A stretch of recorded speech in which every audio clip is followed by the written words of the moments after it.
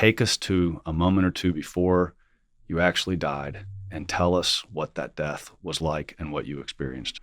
Sometimes God uses ordinary people to demonstrate his extraordinary love for us, his creation. I went in for open heart surgery, a mitral valve surgery. The valve in my heart was leaking pretty bad. And the surgery, from a human perspective or out of the natural world, they said was successful. I was at the Mayo, and they said, send me up to the ICU. They extubated me and told the family and me, everything went great. You're going to be out of here in 5 or 6 days. You did great. Well, the Lord had a different plan. And it was June 3rd, 2017, and I was in the ICU about 24 hours post-op. And my sister was visiting with me.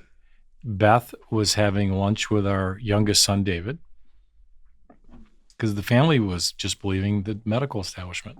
Everything's fine. Everything wasn't fine. And it was about 2:10 p.m. on June 3rd, 2017. And I just looked at my sister and I said, could you please get the nurse, please? And in the ICU, many of your audience may know, when you're in the ICU, you have like a nurse right there. So the nurse came in and I said, there's something wrong with me. I said, I'm burning. I'm really hot. I feel like I'm burning head to toe. Help me. And she looked, I was in the telemetry ICU. So she looked at all the markers, all the machines, blood pressure, heart rate, pulse, temperature, oximetry. And she said, he's fine. He's fine. Everything's normal. So in the natural order, I was perfectly fine. She stepped out of the room and she took me, she was out of the room 2 seconds, and all of a sudden I died. Now, I didn't have a heart attack. I had a cardiac arrest, which is even worse because your heart stops. So my sister would say his eye rolled back in his head and he just flopped, and the sirens went off and he's flatlined. So the next thing that happened to me was my soul transcended. My soul separated from my body. And it was the weirdest thing because I looked back on my body briefly and I recognized myself.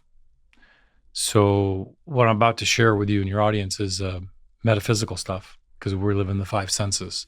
So we process everything we can in the natural world through 5 senses. And then in our finite intellects, we try to put words on them. It's the best we have is words. Because right now, we can't see our souls. Can't touch it, can't smell it. But when it's flipped, and when my soul looked at my body, and I use the term I was allowed to look at my body. And really, I think I was. Because all the medical teams were frantically working on me. And I use the word weird because I had no concern at all about the body. None whatsoever. And I recognized myself, but as I said, didn't have any concern per se. And it was okay. I had peace. And then this glorious white light appears. And I know some people that have had near-death experience talk about a tunnel of light or a round. It was round. It was so bright white and I didn't have a resurrected body. So I would say that if I had retinas, it would burn them right through. Be like looking at the sun. But this was white, pure white light. And it was beckoning me. Use that term. And I will say that, again, in the metaphysical world, I can't describe whether I was pushed into this light or pulled into this light. Front wheel drive, rear wheel drive, gravity. There's no gravity. The word I would use is absorption. Almost like just go right into it. And for me, and I know this is a private revelation, it has nothing to do with the deposit of faith in our church, I understand that, but I'm absolutely convinced what happened to me was I went to heaven. And it's just, I left that room, go into this light, and I get to heaven, and this whole white light just envelops me. It like wraps me, or I'm like standing in this light.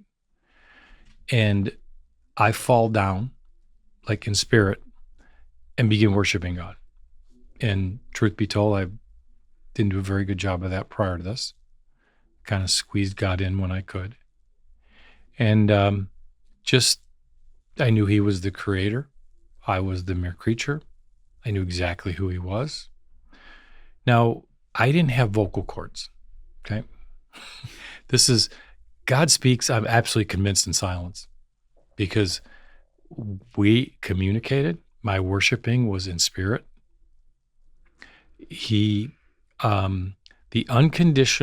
other words I would use to describe my experience, the unconditional love of God is real. I felt it. Doesn't exist on this planet. I love my wife. She loves me. We can do the best we can. We're imperfect. But the unconditional love of God is real. It exists. The ardor of affection of our God is unbelievable. How much he cares for us. And I'm just being like, I use the word held, but I didn't have a body. It's wrapped in this embrace of love, unconditional love. And I think that's what every human soul longs for, that unconditional love of God. And as I'm being held by this light, I had total peace, total joy. Everything I desired in my life is there. Everything I longed for is there. Another word that I would use to describe this experience is I unequivocally felt I was home. I was home, where I belong. And there's no time or space there. I couldn't tell you, honestly, if I was there a millisecond or 1,000 years. It's just etched on my soul. You know, St. Paul said two things in his writings that are unequivocally true after my experience. In 2 Corinthians chapter 12, he says it, and he says it twice. I once knew a man, whether in the body or out of the body, I do not know. He's talking about himself in the third person, who's caught up into the third heavens, into paradise. So when the Jews believed the third heavens, the top layer was the throne room. And he said, I heard ineffable things that no man may utter, period, he wrote. When I read, I go, he's right. Ineffable, undescribable, can't put words on it. Paul's right. St. Paul's right. Why? I have a finite intellect. And I am absolutely convinced no human being can put words on God or heaven, because God is infinite. His love is infinite. Again, I'm just this 5 inches of gray matter between my ears, trying my best I can. So St. Paul said that. He's right. It's undescribable. The second thing Paul wrote, and I believe this is in 1 Corinthians when he talks about the love of God, chapter 13, agape love. He writes, then will I know fully, as I am fully known. I read that and I said, bingo. Paul's talking about when he meets the Lord. Because some of the other things I'll share with your audience in heaven is he knows everything. That's a statement I'll make that's a little bit embarrassing for my situation, because God knows everything. And I had to experience that there, because he gave me a review of my life, everything I did that offended him. It's called sin. Wasn't judged. It's almost like, oh, this has occurred. And it wasn't like you let me down. It was just an awareness. It was almost like a quick movie, like imbued into my memory and soul. I knew I did those things. I knew really, but you know, you tend to forget those. You know, I'm okay. Let's move on. He knows everything.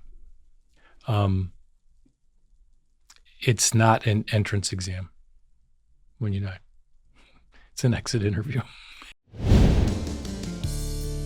Hey, thanks guys for checking out the Conor Gallagher Show. Please take a moment to like, subscribe, or comment, or whatever you got to do to support it. And I appreciate that very much.